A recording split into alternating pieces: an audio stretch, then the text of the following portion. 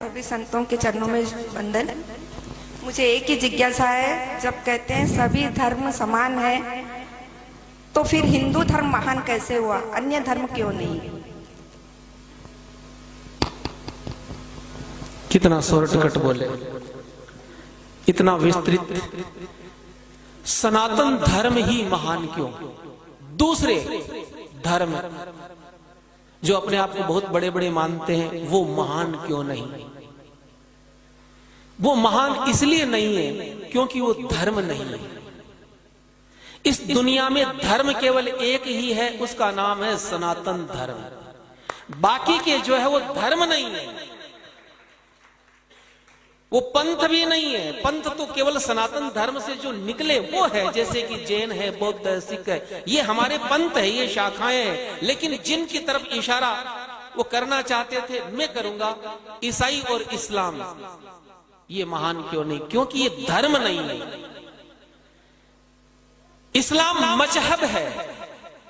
कुरान मजीद में कुरान शरीफ नहीं लिखा गया है, शरीफ तो आप बोलते हो। जब मैं कुछ वर्णन करूंगा तो पता चलेगा कितनी शराफत है वहां पर। उसका नाम है कुरान मजीद।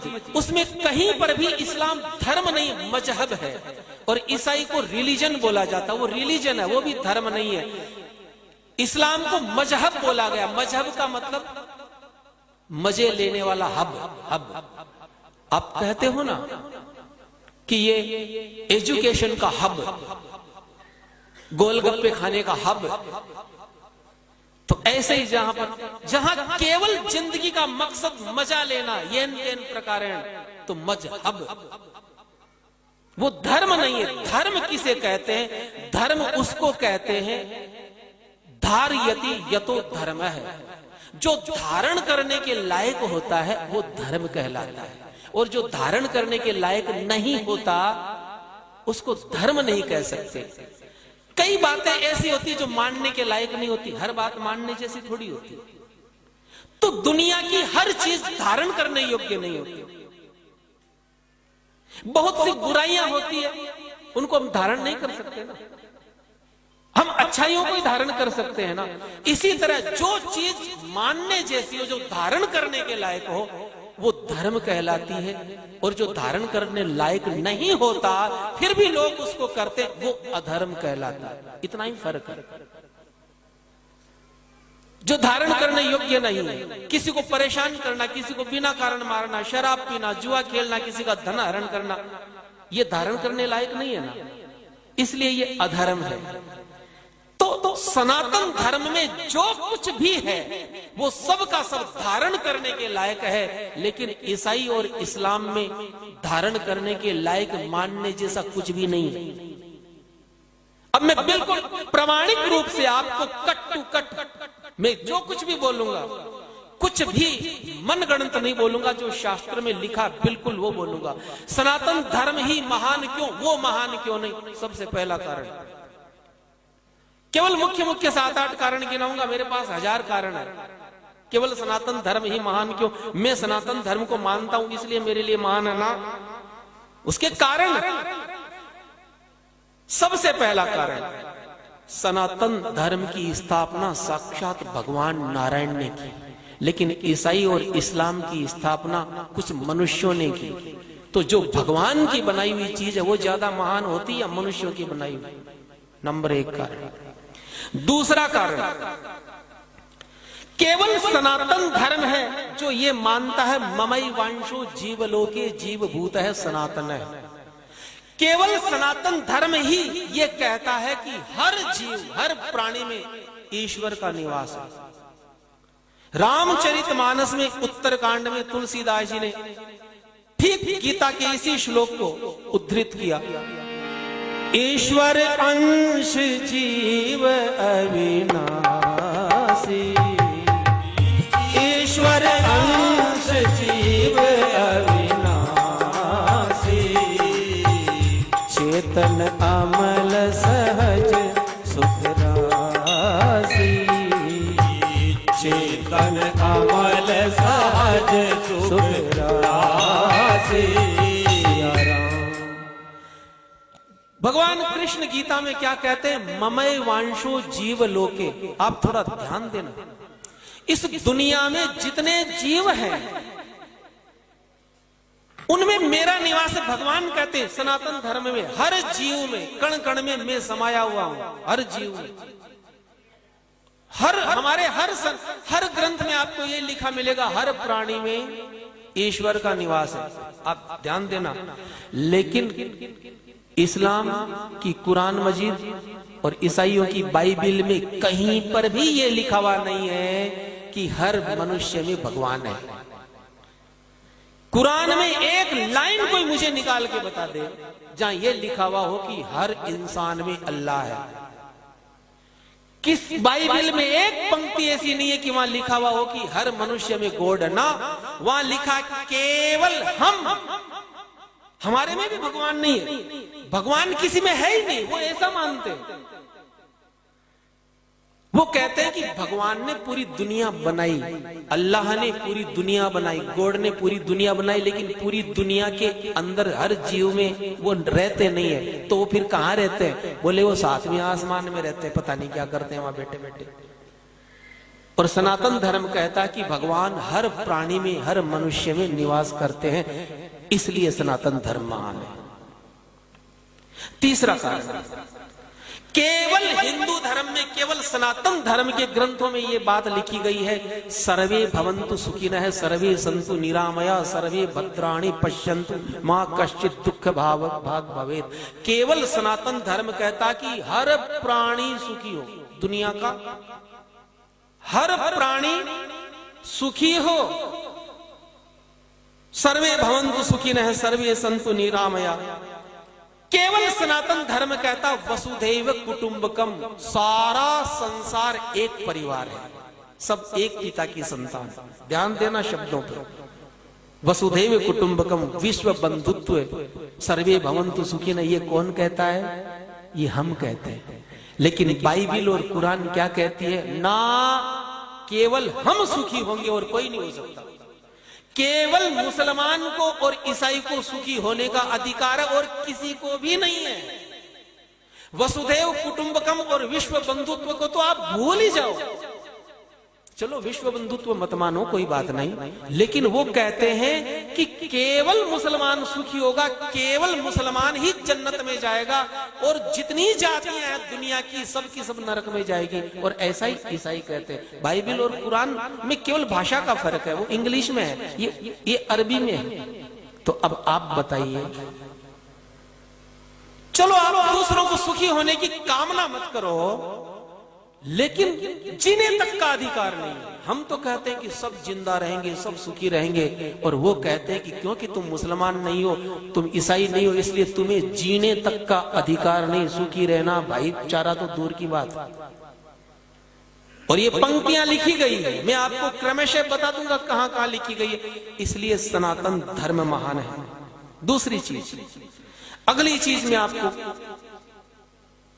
हमारे यहां पर सनातन धर्म कहता परोपकार है पुण्याय पापाय परपीड़नम। फर्क देखिए, सनातन धर्म कहता परोपकार करना चाहिए, दूसरों का उपकार करना चाहिए, परहित सरिस धर्म नहीं भाई, पर पीड़ा सम नहीं अधमाई। दूसरे को पीड़ा देने के समान कोई पाप नहीं है और दूसरे का उपकार करने के समान कोई पुण्य नहीं है। लेकिन वो इस दुनिया में, इस पृथ्वी पर सबसे ज्यादा परोपकार का काम अगर कोई करता है तो सनातन धर्मावलंबी ही करता है। आप लोग गौशालाएं खोलते हो, आप लोग मंदिर बनाते हो, इस दुनिया में सबसे ज्यादा भंडारे हिंदू लोग चलाते हैं, इस दुनिया में सबसे ज्यादा आई कैंप आप लगाते हैं, आप लोग अनाथ आश्रम खोलते हैं, स्कूलें खोलते हैं, और कभी ये नहीं पूछते कि तू किस जाति का है, मैं तेरी सेवा करूं कि नहीं करूं। लेकिन कभी आपने किसी मुसलमान को आई कैंप लगाते देखा, रक्तदान शिविर लगाते देखा? कभी आपने कोई धर्मशाला खोलते देखा? कभी कोई भंडारा लगाते देखा?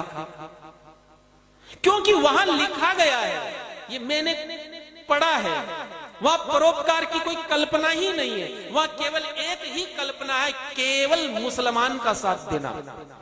और जितने भी काफिर है, काफिर किसको कहते? काफिर यानी जो इस्लाम को नहीं मानते, जो कुरान को नहीं मानते वो सारी जातियां काफिर कहलाती है, चाहे कोई भी क्यों ना हो। तो उसमें स्पष्ट लिखा गया कि किसी काफिर की न तो मदद करना, न मदद करवाना, न किसी से दोस्ती करना, न अपने पास रहने देना, न उसको जिंदा छोड़ना। तो सनातन धर्म केवल परोपकार की बात करता है, सेवा की बात करता है, इसलिए सनातन धर्म महान है और दूसरा कोई महान नहीं है।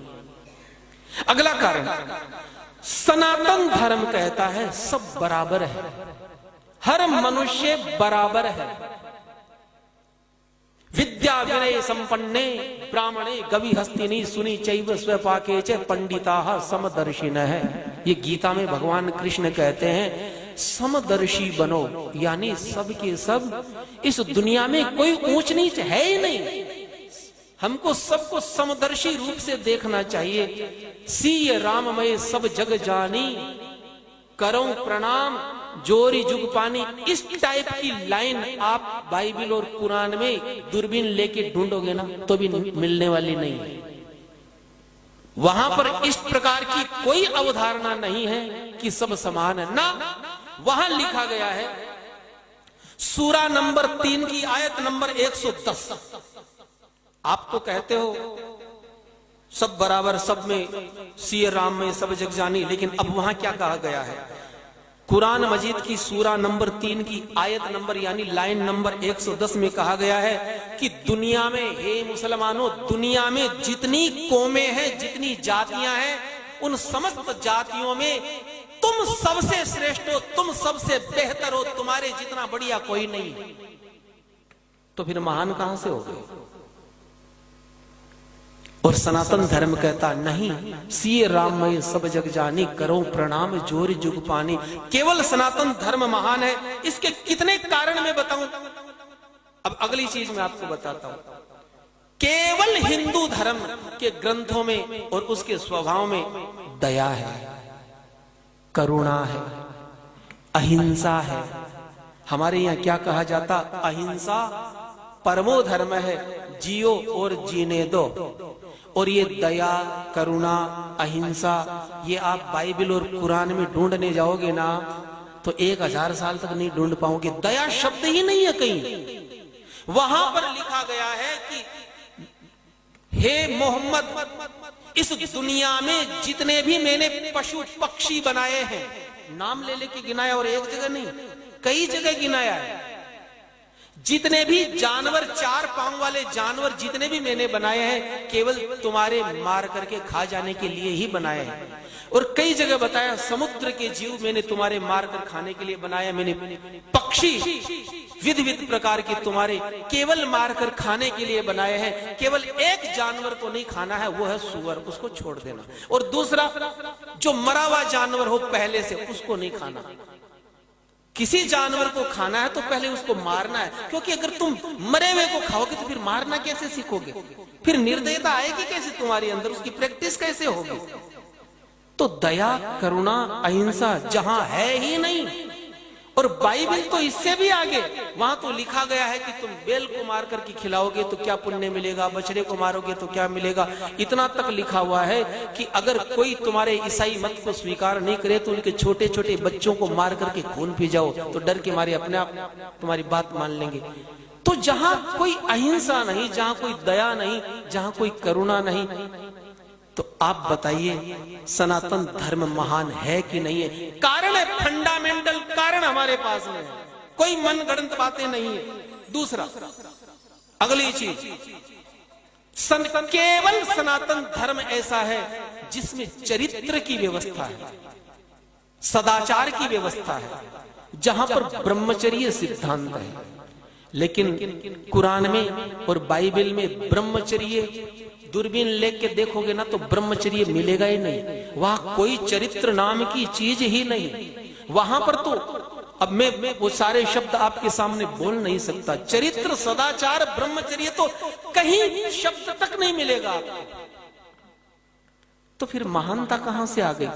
आपने कभी सुना कि मुसलमानों में कोई ब्रह्मचारी पैदा हुआ? हमारे हिंदू धर्म में हनुमान जी, परशुराम जी, भीष्म पितामह, अभी भी ब्रह्मचारियों की कमी नहीं है। हमारे पीछे स्वामी जी विराजमान है, ये देखिए इतने बड़े पैसे वाले पक्के ब्रह्मचारी अपनी करोड़ों की प्रॉपर्टी दान कर दी। आज भी हमारे केवल सनातन धर्म में सदाचारी ब्रह्मचारी आपको मिलेंगे। कभी ईसाइयों में कोई ब्रह्मचारी पैदा हुआ?